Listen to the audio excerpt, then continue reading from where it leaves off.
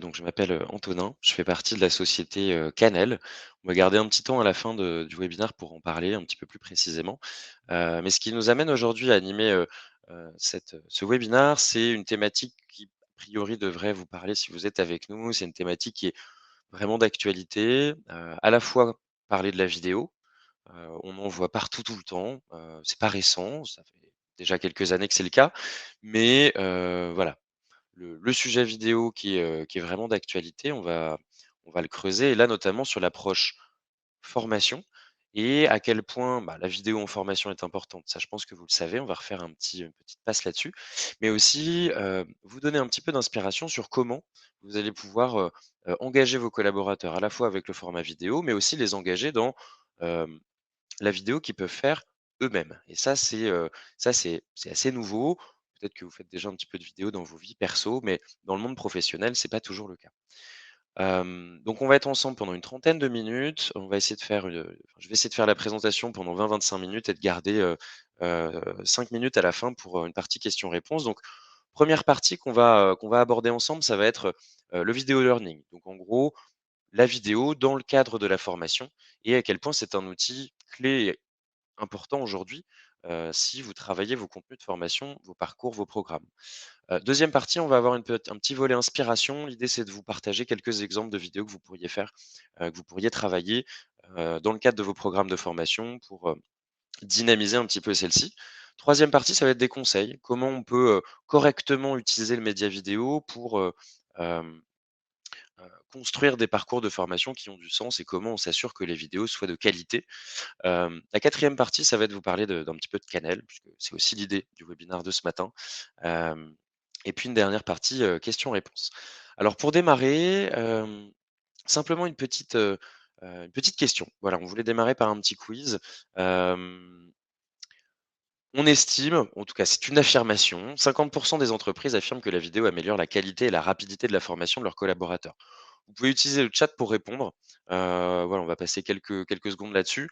Mais voilà, savoir si selon vous, cette affirmation est vraie ou cette affirmation est fausse. Hem, donc là, n'hésitez pas à utiliser le petit onglet chat. Je vois déjà quelques réponses. Il y a un petit peu des 2 pour le moment. Hem, 50 c'est beaucoup. En même temps, ben, c'est simplement la moitié. Donc savoir ce que vous en pensez, pardon. On va se laisser encore quelques secondes. Alors ça penche plutôt vers le vrai.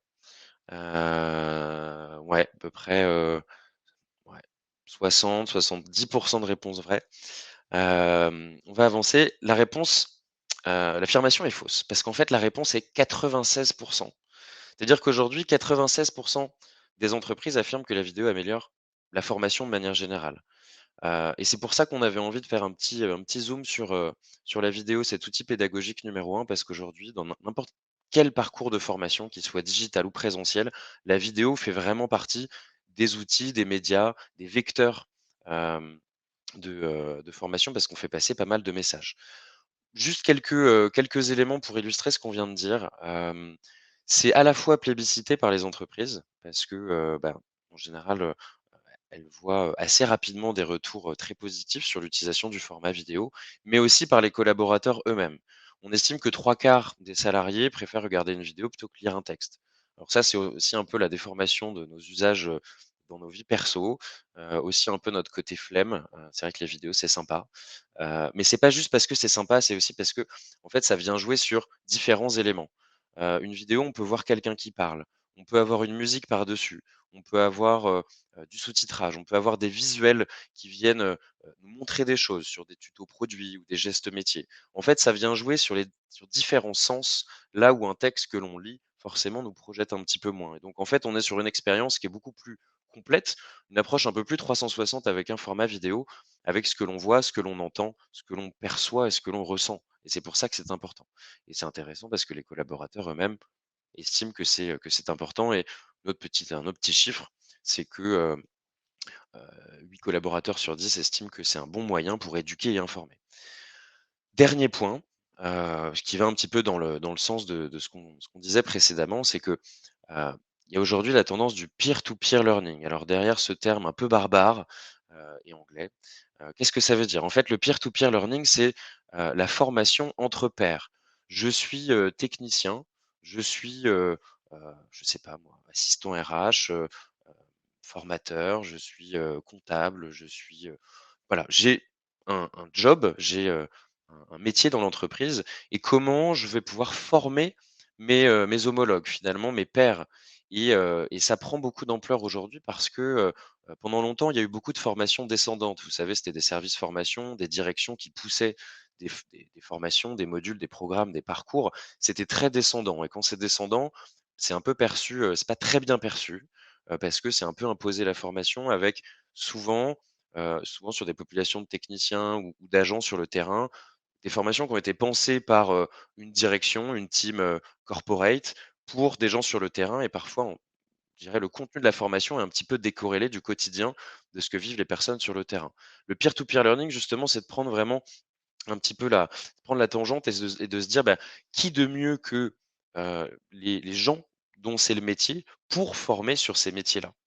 Et c'est tout l'intérêt du peer to peer learning, c'est vraiment d'engager les collaborateurs et de pouvoir leur dire: «Bah, voilà, tu as des compétences, tu les maîtrises très bien», heu, en lui expliquant un petit peu comment on peut devenir, pédagogue, voilà, comment tu vas pouvoir aller former tes pairs et donc ça donne du crédit à la personne qui va former et surtout ça donne, heu, du sens à la formation qui va être faite parce que pour ceux qui vont la suivre, bah, en fait, ça aura, quelque chose de très opérationnel qui parle et généralement l'engagement est meilleur parce que, bah, c'est un peu ce que je disais tout à l'heure par rapport aux messages qui sont passés. C'est, de la formation terrain pour enfin, des formateurs terrain pour des apprenants terrain, si vous voulez. Quand je dis terrain, ça peut être sur des formations soft skills, hein, mais généralement, ce qui parle, c'est sur des formations métiers techniques. C'est je dirais, le bon exemple. Voilà, donc l'idée, c'était de vous donner un petit peu la tendance. La vidéo aujourd'hui, c'est hyper important, on en voit un petit peu partout. Pour autant, faut pas faire n'importe quoi. Hem, c'est pas de la vidéo à tout prix, c'est de la vidéo certes, mais quand c'est fait efficacement. Et dans cette seconde partie, l'idée, c'est de, vous montrer, comment on peut venir positionner du format vidéo, dans les parcours de formation. Alors moi, j'ai juste mis un petit visuel, humoristique, c'était pour, voilà, pour éviter que les formations soient barbantes. On sait que c'est compliqué d'engager les collaborateurs dans le temps sur des programmes de formation qui peuvent être un petit peu longs et l'idée, c'est d'aller ponctuer ces parcours-là avec du contenu de formation. Hem, on a identifié 3 étapes principalement. Hem Il peut y en avoir plus, mais c'est simplement que généralement, il y a l'amont, l'avant-formation. Comment je viens présenter un parcours de formation? Comment je viens mobiliser mes apprenants pour qu'ils soient, engagés et pour qu'ils aient envie d'aller suivre le programme de formation? Généralement, alors vous en avez peut-être entendu parler, les teasers de formation. C'est tout simple, hein, c'est comme au cinéma, si le teaser, si la bande annonce, est bien faite, bah, on a envie d'aller voir le film. C'est pareil pour la formation. Alors quand c'est un caractère obligatoire, c'est un petit peu différent, mais l'idée c'est que quand on engage correctement les apprenants avant même qu'ils aient suivi la formation, a priori, la formation va être un petit peu plus impactante, un peu mieux suivie. Donc il y a l'avant-formation, c'est un peu la communication, le marketing autour des parcours de formation. Pendant la formation, c'est tout le contenu. Donc les vidéos d'explication, les gestes métiers, les présentations produits, les tutoriels, les vidéos métiers, bref, c'est tout ce contenu pour aller former.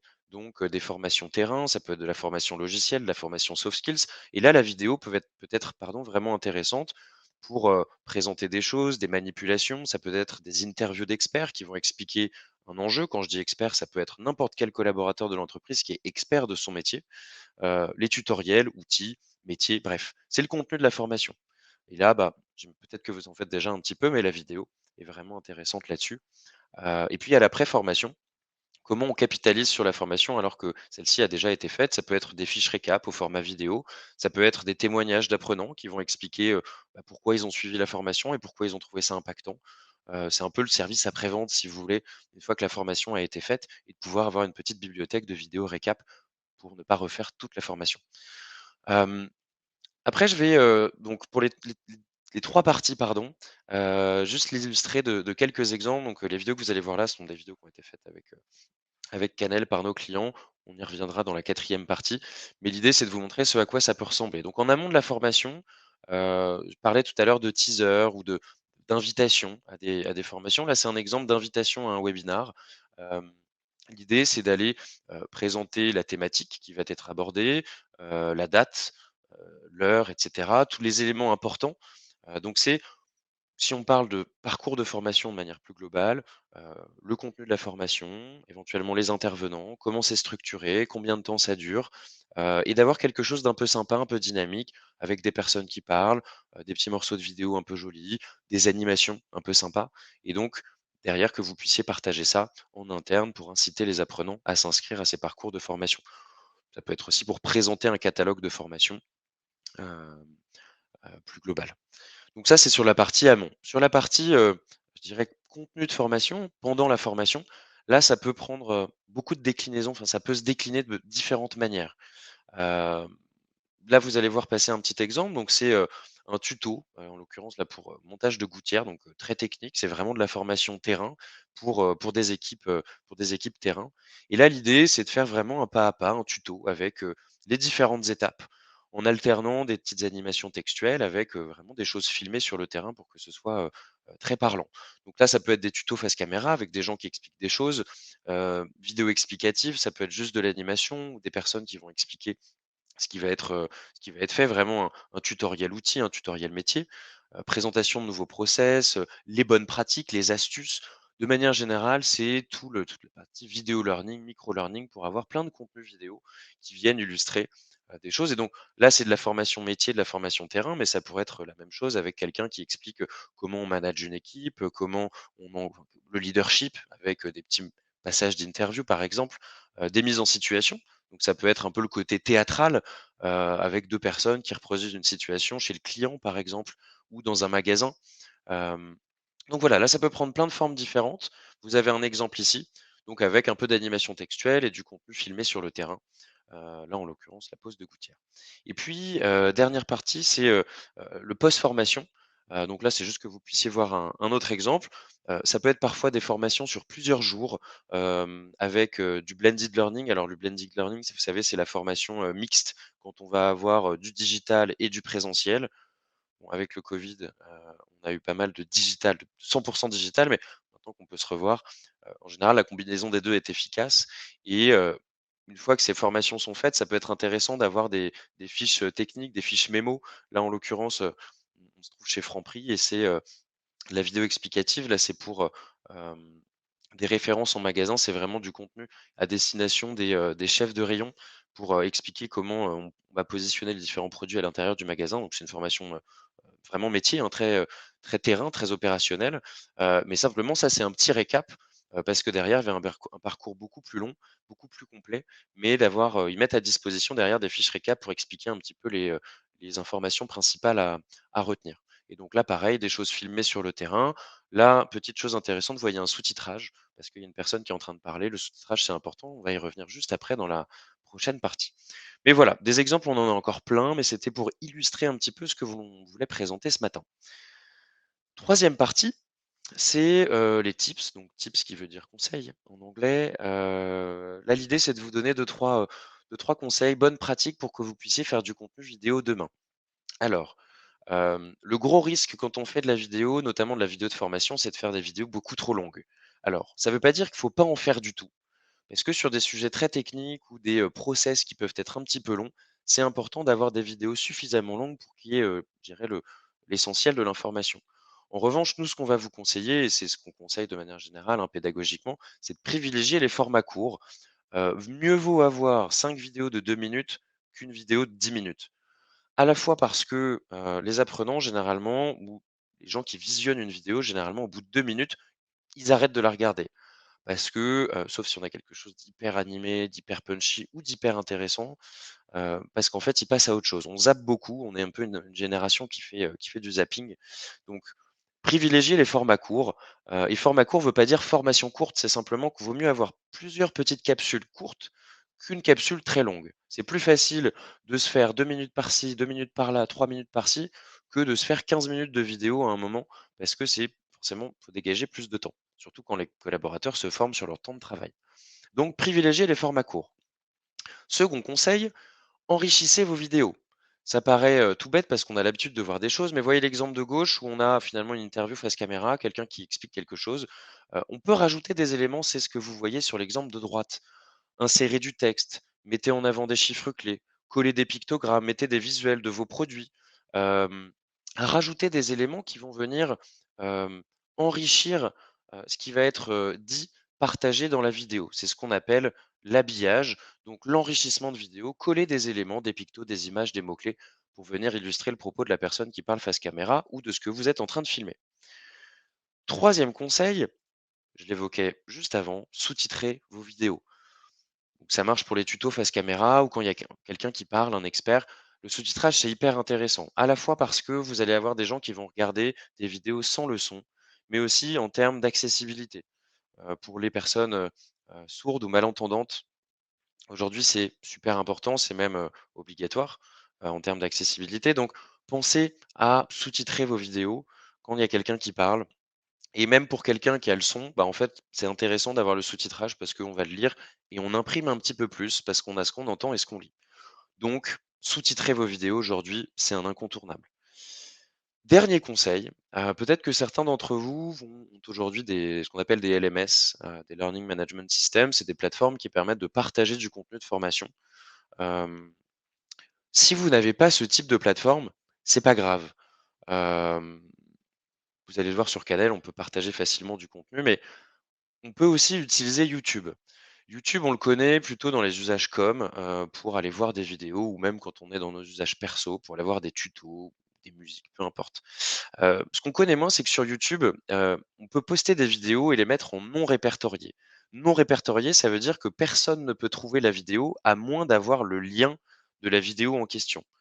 Ce qui est intéressant, c'est que du coup, vous pouvez vous créer des playlists sur YouTube. Donc, c'est un peu des petits parcours de formation où vous allez mettre plusieurs vidéos les unes à la suite des autres et même si elles sont, vous partagez, un savoir-faire, une compétence, une expertise, en fait, personne peut tomber dessus, sauf s'ils ont le lien direct de la vidéo. Donc ça peut être une manière assez simple de partager du contenu. Ce qui est intéressant, c'est que sur YouTube, sur une vidéo d'1, 2, 3, 5 minutes, vous pouvez aussi la chapitrer. Partie 1, partie 2, partie 3 et c'est là où on va un cran plus loin. Sur la partie formation, c'est vraiment intéressant. Donc si vous n'avez pas aujourd'hui les bonnes plateformes pour partager le contenu de formation, bah, pensez YouTube, parce que c'est une plateforme qui est très complète et on oublie parfois qu'on peut l'utiliser à des fins de formation. Dernière partie, donc l'idée c'était de vous donner un petit peu d'inspiration. Donc la vidéo aujourd'hui, un incontournable. L'inspiration, qu'est-ce que vous pouvez faire? Donc on a parlé de teaser, de vidéos métiers, de tutoriels, de vidéos explicatives, de fiches récap, d'interviews d'experts ou d'apprenants. Les conseils, euh, ce qu'on disait juste avant, donc le sous-titrage, l'habillage de vos vidéos pour dynamiser un petit peu vos productions, privilégier les formats courts et la partie diffusion, pensez à YouTube. Tout ce que vous avez vu précédemment, tous les exemples vidéo et tout ce que j'ai cité, c'est des choses que vous pouvez faire avec Canel. Alors peut-être que certains d'entre vous ont déjà entendu parler de nous. Hem, on existe, depuis quelques années maintenant et l'idée de Canel, alors on est encore ce qu'on appelle une start-up, grosse start-up, mais on est une start-up. L'idée de Canel, c'est, d'avoir imaginé une solution pour les non créatifs et ça rejoint ce qu'on disait tout à l'heure par rapport au peer to peer learning. C'est-à-dire que l'idée de Canel, c'est que vous puissiez donner la main à des contributeurs, ceux qui, maîtrisent le message, maîtrisent le contenu. Donc ça peut être des techniciens sur le terrain, ça peut être, des collaborateurs sur le terrain ou dans des équipes réparties, partout en France ou dans le monde. C'est des gens qui ont un savoir-faire, qui maîtrisent du contenu, qui ont de l'expertise et l'objectif de Canel, c'est de mettre une solution essentiellement mobile, donc c'est sur mobile, je vais y revenir juste après, pour qu'ils puissent créer du contenu de manière très facile. On a développé une application qui est dispo sur iOS, sur Android pour simplifier, hem, la création de contenu vidéo. On a également une plateforme web. La plateforme web, elle est plutôt pour vous, c'est-à-dire pour des équipes formation, pour, les équipes au niveau, siège, au niveau corporate. Sur la plateforme, web, vous allez définir vos, scénarios, des types de formations avec des structures, partie 1, partie 2, partie 3, et cetera. Donc en gros, vous gérez la partie, storyboarding de vos formations et en fait, ce que vont retrouver les utilisateurs sur l'app, c'est une interface extrêmement guidée pour créer du contenu en quelques minutes seulement et en gros, on va leur expliquer de manière très facile comment filmer, hem quand quand ils font une interview, un tuto métier, ou quand ils filment sur le terrain et avec des petits cartons. En gros, c'est un peu comme si vous étiez sur PowerPoint avec des slides, mais simplement là, vous êtes sur le mobile et tout est très guidé. Donc l'idée, c'est vous définissez des styles, des scénarios de vidéo avec l'équipe formation et derrière, vous pouvez déployer l'app mobile pour toute une population d'équipes terrain qui deviennent contributeurs. C'est engageant pour eux parce qu'on vient les solliciter. C'est extrêmement guidé pour être sûr qu'à la fin, ce soit des vidéos de qualité avec des jolies animations. Il y a plein de conseils de captation avec des petits, une silhouette pour vous expliquer comment il faut gérer le cadrage, la profondeur de champ, la lumière, plein de petits conseils pour que vous puissiez faire des choses très quali. Petit zoom sur la partie app mobile, en gros, vous allez retrouver des scénarios prêts à tourner. C'est-à-dire qu'en gros, moi, sur mon application, je vais retrouver typiquement tuto métier, hem, vidéo tutoriel ou interview collaborateur, interview d'expert et ensuite, les scénarios sont, je les retrouve sur mon application mobile et ensuite, moi, j'ai plus qu'à compléter chacune des étapes qu'on appelle cartons. C'est des petits cartons, des scènes, hein, si vous voulez. Je vais compléter chacune des scénettes avec tout un montage automatisé et intelligent. On va donner des conseils sur combien de temps doit durer ma séquence quand je filme avec mon portable. Éventuellement, la possibilité d'ajouter des éléments par-dessus, ce qu'on évoquait tout à l'heure, des pictos, du texte, etc., de manière très facile. Vous avez un petit visuel ici. Hem, Ce que j'ai pas mentionné, c'est que tout est à la charte. On va gérer l'intégration de vos logos, de vos intros, de vos outros, et cetera. Mais l'idée, on définit des formats de vidéo, des scénarios de vidéo en amont et derrière, on déploie, via l'app mobile et derrière, j'ai autant de contributeurs que je veux, hem, qui vont pouvoir créer du contenu de formation terrain. Sur la partie plateforme web, alors il y a pas mal d'infos sur ce slide-là. Ce qu'il faut retenir, c'est qu'en gros, c'est la partie administration, si vous voulez. C'est l'endroit où vous allez pouvoir définir vos propres scénarios de vidéo, intégrer vos éléments de charte, modérer le contenu si vous voulez, mais et la partie app mobile que vous allez pouvoir mettre à disposition de tous les collaborateurs, de tous les contributeurs. Il est 11h25. Je vous avais dit qu'on allait garder, 5 minutes pour la partie questions-réponses, donc c'est parfait. Dernier point, le fonctionnement de Canel, on y reviendra, c'est un système d'abonnement. Ce que ça inclut, c'est, voilà, tout le paramétrage initial avec vos éléments de charte, définition de votre plateforme web, ce qu'on va mettre à dispo sur l'app mobile, création des comptes et cetera. Ce que ça inclut aussi, on l'appelle le Love Office, mais en gros, c'est la partie onboarding, formation des collaborateurs, coaching et bonnes pratiques. L'idée, c'est vraiment que vous ayez l'ensemble des informations pour faire correctement, hem, vos formations et on est là pour vous accompagner. Canel, c'est, une plateforme web, une application, mobile pour démocratiser la création de contenu vidéo, hem et que vous puissiez créer plein de vidéos sympas, jolies, chartées, de manière simple et rapide et c'est super engageant pour les collaborateurs. Est-il possible de mettre les vidéos à la charte? Alors la réponse est oui et c'est même systématique.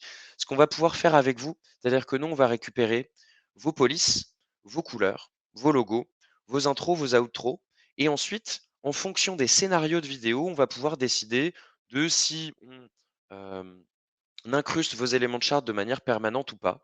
C'est-à-dire que pour certaines populations, vous voulez pas du tout qu'ils touchent à la charte, donc à chaque fois, vous allez avoir le logo en haut à droite, une intro logo au début et puis vos palettes de couleurs. C'est des choses qu'on peut, f enfin qu'on peut paramétrer avec vous. Donc en gros, vous avez vu, il y a quelques références, clientes que vous voyez en bas. On travaille avec tout type de structure, hein, pas que des grands groupes, mais simplement pour vous dire qu'on a l'habitude de travailler avec des groupes pour lesquels la charte graphique est clé. Donc oui, oui, on gère la partie charte graphique. Canal n'apparaît nulle part. L'objectif, c'est que vous puissiez créer des vidéos complètement chartées, pour partager du contenu et donc avec votre identité de marque. Alors autre question, combien de temps pour créer une vidéo tuto? Alors c'est une très bonne question. Hem, En fait, ça dépend de la durée de votre vidéo. Si vous respectez les conseils que je donnais tout à l'heure, donc de privilégier des formats courts, vous pouvez faire un tuto en 10-15 minutes. En gros, à partir du moment où on va le définir avec vous en amont, on va définir un storyboard, une trame de vidéo. Derrière, quand on est sur l'app mobile, c'est super facile à utiliser, c'est vraiment guidé et on va donner des conseils sur les durées à respecter, notamment quand je fais une petite partie captation. Donc, vous pouvez faire un tuto en 10-15 minutes et puis une fois que vous avez l'habitude, ça peut être encore plus court. Après, si vous avez une vidéo un petit peu plus longue, de fait, ça peut aller à 20-25 minutes, 30 minutes, mais c'est vraiment très simple d'utilisation. Faut imaginer que nous, on connaît nos utilisateurs, on s'adresse à des gens sur le terrain qui peuvent avoir plein de compétences particulières, mais qui ont pas forcément, cette compétence digitale, création de contenu. Donc on a vraiment pensé quelque chose d'hyper guidé avec des conseils et même des néophytes s'y retrouvent très bien. Puis de manière générale, il y a une petite partie formation. Donc n'ayez crainte, c'est très facile de créer du contenu et c'est aussi tout ce que l'on propose. C'est-à-dire que l'idée, c'est pas de vous dire, vous allez pouvoir faire vos vidéos en 1 heure, ou en 3 jours. Non, l'idée, c'est vraiment d'avoir quelque chose de très facile à utiliser et qu'on peut assez facilement faire dans une journée de travail classique. Je vois, est-ce qu'il y a des, durées maximales de vidéos? Il y a pas de durée maximale, c'est simplement que, nous, on va vous conseiller plutôt de faire plein de petits formats courts, ce que j'expliquais tout à l'heure, privilégier plein de petites vidéos plus courtes qu'une vidéo un peu longue. Encore une fois, si vous avez d'autres questions ou si vous êtes trop timide pour les poser et ce matin, n'hésitez pas à prendre rendez-vous, via nos Calendly, donc c'est des outils qui permettent de prendre rendez-vous directement dans nos agendas. Vous pouvez me contacter directement, moi c'est antonin@canel.io, ou mon numéro de portable. Vous pouvez aussi vous rendre directement sur notre site internet pour prendre rendez-vous, bloquer une démo. Hem, Merci en tout cas d'avoir été avec nous ce matin. J'espère que le contenu vous a inspiré, que ça vous donne envie de faire de la vidéo dans le cadre de vos formations et surtout que ça vous donne envie de faire de la vidéo avec Canel.